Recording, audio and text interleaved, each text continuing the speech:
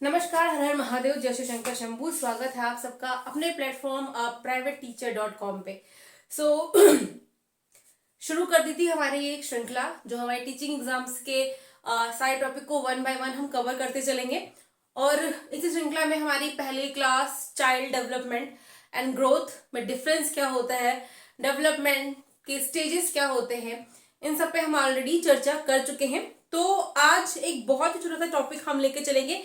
I think आपके 2 दिन minute की क्लासेस होंगी और इस तरह से ही आप मुझे कमेंट में बताना, सजेस्ट करना है कि मैं क्लासेस आपको ऐसे ही 2-3 मिनट की छोटी छोटी क्लासेस देती रहूं, या मैं आपको एक लंबा, जैसे मैंने प्रीवियस वीडियो प्रोवाइड किया था, एक टॉपिक को पूरा कवर करता हुआ वीडियो आपको देती रहूं।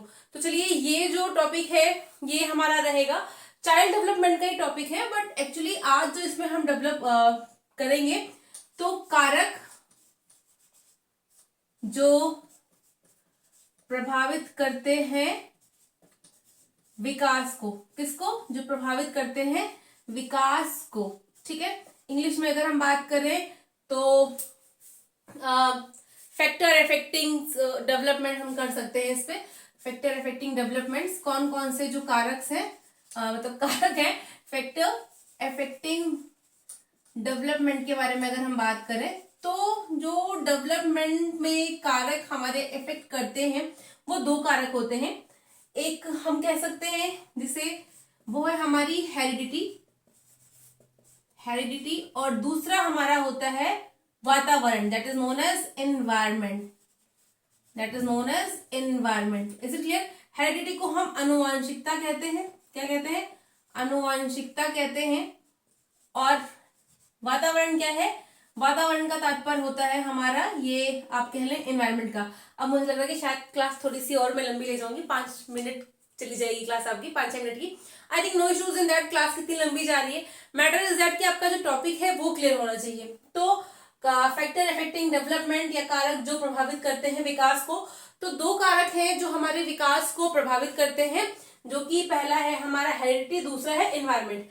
हेरिडिटी हिंदी में अगर हम बात करें आनुवांशिकता, यानी कि माता पिता के वो गुण जो हमें मिलते हैं उन्हें हम क्या कहते हैं? उन्हें हम आनुवांशिकता कहते हैं। सपोज मेरे घर में मेरी माँ और मैं अगर अपने मैटरनल साइड को देखूं तो उनकी फिजिक जो है ना वो चौड़े होने वाली है, हम लोग थोड़े से चौड़े वाले हैं। तो अब मम्मी हमारी शॉर्ट हाइटेड है पर उनकी फिजिक मोटी है, वो मोटी होने वाली है। तो हम 3 बहनें, भाई एक हमारा है, हम चारों बच्चे घर में जैसे भी अब तो बड़े हो चुके हैं, हमारी सबकी ये हेरिडिटी हो चुकी है कि हम फैलते ही फैलते हैं। मतलब हमारे बगल से अगर हवा भी निकलेगी ना तो लग जाएगी और हम तुरंत मोटे होते हैं। तो ऐसी कंडीशन में हमें खुद को शेप में रखने के लिए बहुत कुछ करना पड़ता है, और जो नहीं करता वो फैल जा रहा है।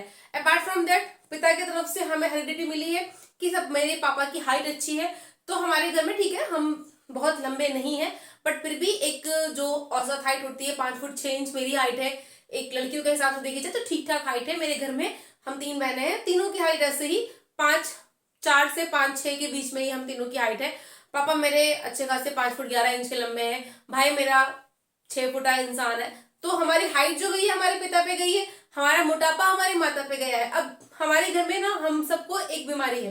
बीमारी क्या है कि हमारे पिताजी के पैर में रात में झटके लगते हैं। तो हम सबके भी रात में ना जब सोते हैं, कितने भी रिलैक्स हो, कुछ भी काम ना किया हो, रात में हम जब बिस्तर पे जाते हैं फिर वो आप 12 बजे जाओ, 9 बजे जाओ, 3 बजे जाओ, जितने बजे आप बिस्तर पे जाओगे झटके लगने शुरू होते ही होते हैं।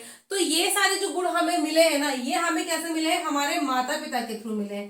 कैसे मिले हैं? हमारे माता पिता के थ्रू मिले हैं। तो जो माता पिता के थ्रू हमें गुण मिलते हैं उसे हम कहते हैं हेरिडिटी। क्या बोलते हैं उसको? हम हेरिडिटी कहते हैं। जैसे कि अब हमारी जो जेनेटिक्स है, हमारे माता पिता, हम इंडियन है तो सांवले गोरे का कॉम्प्लेक्स है, तो हमारे घर में जो भाई बहन है सांवले गोरे ही पैदा है, कुछ गोरे है, कुछ सांवले है, कुछ काले हैं, इस टाइप के घर में है। अब अंग्रेज जो होते हैं, देखो अंग्रेजों क्या क्या होता है कि उनके बच्चे दूध जैसे सफेद गोरे पैदा होते हैं, क्योंकि वो वातावरण का भी प्रभाव है और माता पिता का भी प्रभाव है। तो इस तरह से माता पिता जैसे जो गोरे होते हैं उनके बच्चे गोरे होते हैं, जो काले होते हैं उनके बच्चे काले होते हैं। मोस्टली होता है, मतलब ठीक है, जेंडर बायस है यहाँ पे। मैं क्या बोलते हैं इसको, अभी मुझे टर्म नहीं याद आ रहा है, मेरे पति अक्सर मुझे बोलते रहते हैं, मैं जब बोलती हूँ कि तुम कल्लू हो, कल्लू, सॉरी अभी टर्म मुझे नहीं याद आ रहा है। तो इस तरह से ना हम देखते हैं कि अक्सर मतलब जिस तरह से माता पिता होते हैं संतान उन्हीं के जैसे होती है, तो जो संतान उनके जैसी होती है वो हमारी कहलाती है हेरिडिटी, यानी कि अनुवांशिकता।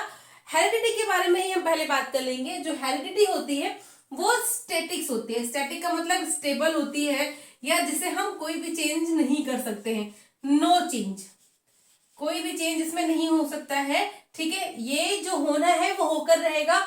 हम इसे किसी भी दवा के थ्रू, किसी भी जादू टोने के थ्रू कोई भी चेंजेस इसमें हम नहीं कर सकते हैं, नो चेंज होगा। ये आपकी फिक्स होती है, स्टैटिक होती है, स्टेबल होती है। माता पिता के जो गुण हमें ट्रांसफर होने हैं वो गुण हमें ट्रांसफर होते ही रहेंगे।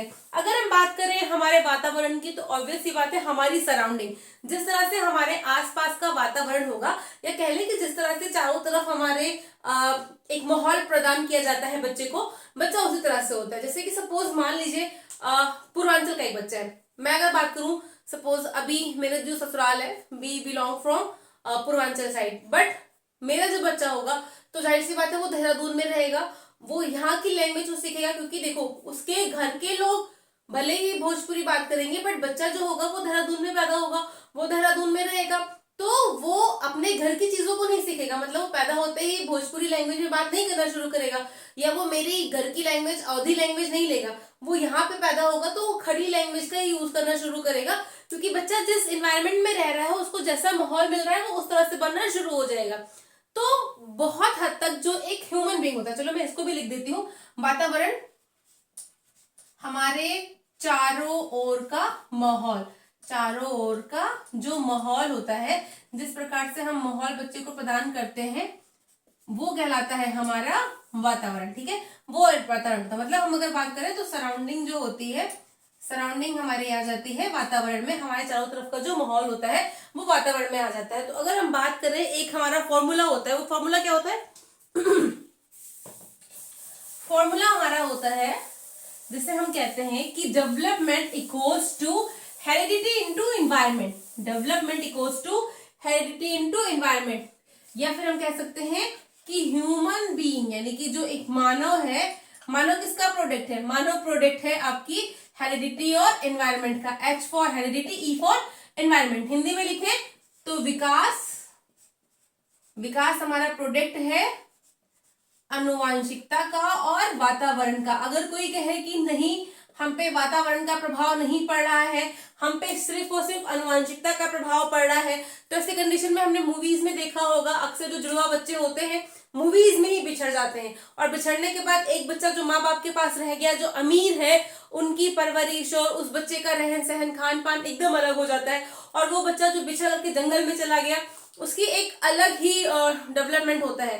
तो जो इंसान है वो, उसका विकास, उसका डेवलपमेंट हेरिडिटी और एनवायरनमेंट पे दोनों पे निर्भर करता है, दोनों का प्रोडक्ट होता है विकास। आप ये नहीं कह सकते हैं कि हम पे सिर्फ और सिर्फ वातावरण का प्रभाव पड़ा है, मेरे पे मेरी हेरिडिटी का प्रभाव बिल्कुल नहीं पड़ा है। मैं ये नहीं कह सकती कि ठीक है भले ही हम अवध से बिलोंग करते हैं पर मेरे अंदर वो बिल्कुल नहीं है, मेरे अंदर वो वातावरण का प्रभाव बिल्कुल नहीं है। मेरे पिताजी तो लखनऊ में रहते थे और हमेशा खड़ी बोली में बात किया, बड़ी सोफिस्टिकेटेड थे, तो मैं बड़ी सोफिस्टिकेटेड हूँ, ऐसा नहीं है, बिल्कुल ऐसा नहीं है। क्योंकि मैं कहीं पे भी रहूं, मेरे अंदर ना जो मेरा वातावरण था, जहां पे मैं थी, वो छाप आ ही जाती है। कहीं ना कहीं मैं कितना भी सोफिस्टिकेटेड होके बोलूं, मेरे अंदर वो यूपी वाली टोन आ ही जाती है। तो ये मेरे वातावरण का प्रभाव मेरे ऊपर पड़ा है, जिससे कि मेरे टोन में कहीं ना कहीं वो यूपी वाला टच आ ही जाता है। और आनुवांशिकता का भी पड़ा है ना, कि जो हमारे पूर्वज हैं वो अवध से बिलोंग कर रहे हैं, तो उसका कहीं ना कहीं छाप मेरे ऊपर आ ही गई है। तो आनुवांशिकता और वातावरण दोनों ही छाप डालती है किसी भी एक बच्चे के या किसी भी एक ह्यूमन बीइंग के विकास के ऊपर में। हेरिडिटी के बारे में थोड़ी सी बातें और करेंगे और उसके बाद में इस वाली क्लास को यहीं पे समाप्त करेंगे।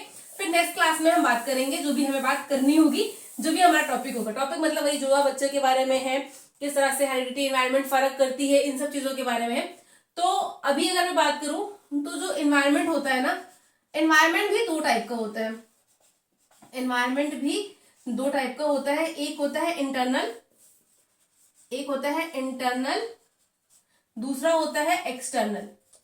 हिंदी में अगर मैं लिखूं तो वातावरण जो है, आप बोलोगे कितनी अंग्रेजीवादी है, लेकिन नहीं, पर हिंदी बोलूंगी तो एक आपका होता है आंतरिक और दूसरा आपका होता है बाह्य। बाह्य मतलब बाहर का, ठीक है, जो बाहर का वातावरण होता है। और आंतरिक जो मैंने यहाँ पे लिखा है वो बात करी है माँ के गर्भ के अंदर, यानी कि जब बच्चा माँ के पेट में होता है तो जिस प्रकार का एनवायरनमेंट बच्चे को मिलता है।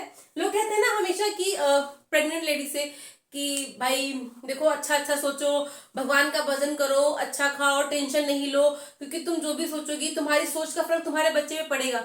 लोग ऐसे ही नहीं बोलते हैं, जाहिर सी बात है कहीं ना कहीं इसमें कोई साइंस होती है, तभी इसके बारे में कहा जाता है कि जो प्रेग्नेंट लेडी है उन्हें स्मोक नहीं करना चाहिए, उन्हें ड्रिंक नहीं करना चाहिए, उन्हें कोई गलत कार्य नहीं करना चाहिए, क्योंकि वो जैसा भी उस माहौल में रह करके जिस तरह का वो कार्य करेंगी, वो उनका तो एक्सटर्नल एनवायरनमेंट रहेगा, बट उनके बच्चे के लिए वो उनका इंटरनल एनवायरनमेंट रहेगा। और बच्चा जो माँ के गर्भ में रहेगा, वहां पे जो चीजें वो देख रहा है, सीख रहा है, तो पता है इसी को गर्भ संस्कार कहते हैं। हमेशा लोग कहते हैं, या यूट्यूब पे आप देखो तो गर्भ संस्कार की वीडियो पड़ी होती है, यानी कि जब बच्चा माँ के पेट में है तो अच्छी बातों को सुनना, मंत्र का उच्चारण करना, गणेश जी का मंत्र पढ़ना, कृष्ण जी का मंत्र पढ़ना। हम हिंदू में ऐसे हैं, बाकी अलग रीजन्स में उनके अलग अलग चीजें होंगी, क्योंकि लोग चाहते हैं कि बच्चा जब माँ के पेट में रहे तो अच्छे संस्कार मिले, जिससे एक अच्छा बच्चा पैदा हो या समाज में एक अच्छा इंसान